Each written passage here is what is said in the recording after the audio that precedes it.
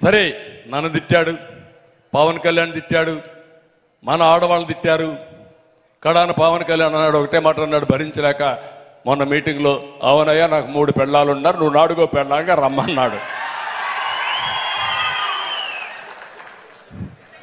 దాంతో వీళ్ళు పీక్కుంటున్నారు, ఏం చేయాలో అర్థం కాకుండా.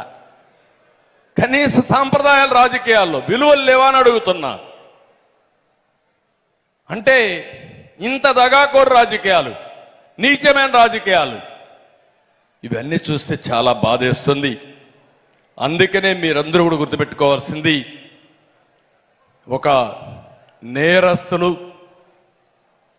నేర స్వభావం ఉండే వ్యక్తులు అధికారాన్ని వ్యాపారంగా చేసుకుని డబ్బులే ప్రధానంగా ఆలోచించి ఎలాంటి నీచానికైనా కానీ చేస్తే ఇలాంటివే జరుగుతాయి. ఈ విషయం మీరు గుర్తుపెట్టుకోవాల్సిన అవసరం ఉంది. నిన్న ఒక అతను హైదరాబాద్లో తెలంగాణ అతను ఒకసారి మాట్లాడితే నాకు చాలా బాధేసింది. ఏంట్రా ఈ రాష్ట్రం అని. సార్, హైదరాబాద్ అంతా మీ వల్లనే వచ్చింది, సైబరాబాద్ మీరు నిర్మాణం చేశారు, బ్రహ్మాండమైన ఎకోసిస్టమ్ ఇచ్చారు.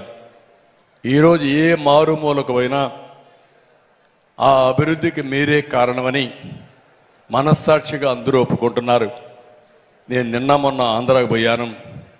ఒక 2-3 రోజులు ఏదో మా స్నేహితుడు పెళ్ళుంటే పోతే తిరిగి వస్తా ఉంటే నేను ఒక హోటల్ దగ్గర నిలబడి ఎట్లుందో కనుక్కున్నాను. కనుక్కుంటే ఒక వ్యక్తి అక్కడికి వచ్చి, లారీ, అంత మునుపు నేను లారీ ఉండేది, ఇప్పుడు లారీ కూడా అమ్మేసుకున్నా, ట్రాన్స్పోర్ట్ మొత్తం దెబ్బతినింది, లారీ ఓనర్గా ఉన్న నేను ఈరోజు క్లీనర్గా తయారైపోయాను. అంటే అదే లారీకి ఇతని డ్రైవరు క్లీనర్గా తయారయ్యే పరిస్థితికి వచ్చాడు.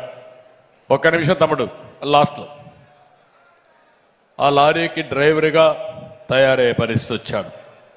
ఇంకొక అతను, ఒకప్పుడు నాది హోటలు, అప్పుల పాలైపోయి హోటల్ అమ్ముకున్నా, ఇప్పుడు తోపుడు బండి పెట్టుకొని కడుపు కోసం బతుకుతున్నానని చెప్పే పరిస్థితికి వచ్చాడు. నేను చెప్పింది ఇది యథార్థమైన కథలు ఇవన్నీ. మీరు చూశారు రంగనాయకమ్మ ఎక్కడో ఎల్జీ పాలిమర్స్లో యాక్సిడెంట్ జరిగితే ఇది తప్పని సోషల్ మీడియాలో ఒక పోస్టింగ్ పెట్టింది.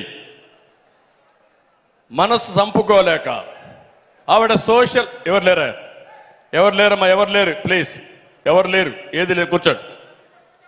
సోషల్ మీడియాలో ఆవిడ పోస్టింగ్ పెట్టంగానే వీళ్ళు వచ్చేసి ఆవిడ మీద దాడి చేసి తర్వాత ఆ హోటల్ ముయించేసి ఆవిడ్ని వ్యాపారాలు చేయకుండా చేసే పరిస్థితికి వచ్చారు. హోటల్ పోయిన తర్వాత ఒక చిన్న వ్యాపారం చేసుకోవాలని చాలా అవస్థపడి ఒక వ్యాపారానికి పోతే పర్మిషన్లు కావాలని పర్మిషన్లు ఇవ్వకుండా చేశారు. ఏమి చేయాలనో బ్రతకలేక గుంటూరు వదిలిపెట్టి హైదరాబాద్కి వెళ్ళిపోయి అక్కడ ఏదో చిన్న పనులు చేసుకుంటూ పొట్టబోసుకునే పరిస్థితికి వచ్చిందంటే మీరు ఒక్కసారి ఆలోచించుకోవాల్సిన అవసరం ఉంది. ఇలాంటి వాళ్ళు చాలామంది, ఒకరిద్దరు కాదు, చాలామందిని మనం చూస్తే ఈరోజు చాలా దారుణంగా చనిపోయే పరిస్థితికి వచ్చారు. చాలామందిని వీళ్లే చంపేశారు. నేను ఈరోజు పల్నాడుకి వెళుతున్నాను. ఒక్క పలనాడులో 30 మంది కార్యకర్తల్ని పొట్టన పెట్టుకున్నారు. నిన్నో మొన్నో నీళ్లు అడిగితే నువ్వు నీళ్లు అడిగే సాహసం చేస్తావని ఒక మహిళని ట్రాక్టర్ పెట్టి తొక్కిచ్చేశారు. అంటే ఇది పరాకాష్ట. మీరు చూశారు, మంచి డాక్టర్ సుధాకర్ ఏమడిగాడు, ఒక మాస్క్ అడిగాడు. కరోనా సమయంలో మాస్క్ నన్ను అడగతావని సస్పెండ్ చేసి పిచ్చివాడిని చేసి ఎక్కడికక్కడ వేధించి కడాన హార్ట్ అటాక్తో చచ్చిపోయే పరిస్థితికి వచ్చాడు. సుబ్రహ్మణ్యం అనే ఒక డ్రైవర్ని చంపి కారులో డోర్ డెలివరీ పంపించారు. అబ్దుల్ సలాం అనే వ్యక్తి నంద్యాలలో బతకలేక ఏం చేయాలో దిక్కు తెలియకుండా భార్య 2 పిల్లలతో ట్రాక్ పైన పోయి బలవంతపు ఆత్మహత్యలు చేసుకునే పరిస్థితికి వచ్చారు. ఈ విధంగా చాలా మందిని చంపేశారు, చాలా మంది ఆత్మహత్యలు చేసుకున్నారు బతకలేమని. నేను ఒకటే ఇక్కడే నాయకులకి కార్యకర్తలు చెప్తున్నా, ఇలాంటి వ్యక్తులు కానీ మళ్ళీ ఏదైనా జరిగితే ఇప్పటికే రాష్ట్రం 30 ఏళ్లు పోయింది, ఎవరికి రక్షణ ఉండదు. ఆ విషయం మీరు గుర్తుపెట్టుకోవాల్సిందిగా మిమ్మల్ని అందరినీ కోరుతున్నా. ఈరోజు కులాలను రెచ్చగొడుతున్నాడు. నిన్న చూశారు, జనసేన తెలుగుదేశం పార్టీ పొత్తు పెట్టుకుంటే ఈ రెండు పార్టీలకు లేని బాధ వైఎస్ఆర్ కాంగ్రెస్ పార్టీకి వచ్చే పరిస్థితికి వచ్చింది. రెండు రాజకీయ పార్టీలు ఒక అవగాహనకు వచ్చాం, ఒక సయోధ్యకు వచ్చాం, ఒక అవసరాన్ని గుర్తించాం. రాష్ట్ర ప్రయోజనాల కోసం రెండు పార్టీలు కలిసి పోటీ చేయాలనేది మేము ఆలోచించి మేము నిర్ణయం చేస్తే మీకు బాధ దేనికని నేను అడుగుతున్నా. ఆ విషయమే పవన్ కళ్యాణ్ గారు కూడా మనం చెప్పారు. నేను కూడా చాలా స్పష్టంగా చెప్తున్నా, నా జీవితంలో ఎవరికైనా రాజకీయంగా మీరు నన్ను చూశారు, 40 ఏళ్ళు చూశారు. నేనేం కొత్త కాదు, అనేక రాజకీయ పార్టీలతో పొత్తు పెట్టుకున్నాం. ఎప్పుడు ఎవ్వరికి ఇవ్వని గౌరవం ఈరోజు పవన్ కళ్యాణ్కు జనసేన నాయకులకి కార్యకర్తలకి ఇస్తున్నామంటే అది మా సాంప్రదాయం, అది మా అవసరం. ఈ రాష్ట్రం కోసం ఇద్దరం కలిసి పని చేయవలసిన ప్రత్యేకత. రెండు పార్టీల ఓట్లు ఒక్క ఓటు కూడా ఏమాత్రం కూడా ఇబ్బంది లేకుండా ట్రాన్స్ఫర్ చేయాల్సిన బాధ్యత మా ఇద్దరి పైన ఉంది. ఈరోజు తెలుగుదేశం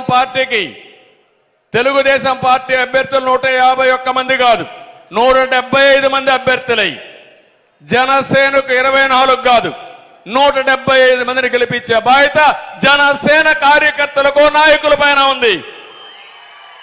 ఈ బాధ్యత మేము సమిష్టిగా తీసుకపోతే మాకు లేని బాధ మీకెందుకని నేను అడుగుతున్నా.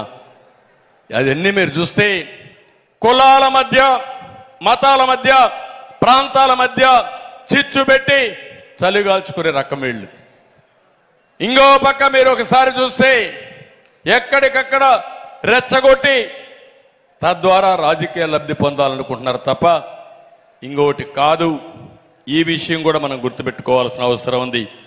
నేను ఒక్క విషయం కుండోళ్ళని అడుగుతున్నా, ఒక్క ఛాన్స్ అన్నాడు, బుగ్గల్ని మిరాడు, ముద్దులు పెట్టాడు. వస్తానే పిడిగుద్దులు అందరినీ గుద్దులే గుద్దులు. ఇప్పుడు 5 ఏళ్ళు అలిసిపోయారు మీరంతా, ఏం చేయాలో అర్థం కాని పరిస్థితికి వచ్చారు. ఏ ఒక్క వర్గమైన ఆనందంగా ఉన్నారా అని నేను అడుగుతున్నా. రైతులు ఆనందంగా ఉన్నారని అడుగుతున్నా, విద్యార్థులు ఆనందంగా ఉన్నారని అడుగుతున్నా, కడాన ఏవైతే కన్స్ట్రక్షన్ లేబర్ ఆనందంగా ఉన్నారని అడుగుతున్నా, మా మహిళలు ఆనందంగా ఉన్నారని అడుగుతున్నా. మిమ్మల్ని నిత్యావసర వస్తువుల ధరలు ఆకాశాన్ని అంటాయా లేదా? మీకు భద్రత ఉందా నేను అడుగుతున్నా. ఒకరిని కాదు, ఉద్యోగస్తులు, అసలు ఉద్యోగస్తులు జీతాలు పెంచమని అడగడమే మానేశారు. మొదటి తారీఖు నా జీతం వస్తే చాలనుకుంటున్నారు.